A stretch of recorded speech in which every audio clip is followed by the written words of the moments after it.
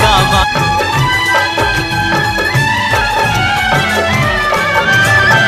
आज सोमवार है भोलेनाथ का करने जे कोई पूजे एनो जरूर उद्धार थशे। शिव शंकर ने जे कोई पूजे एनो जरूर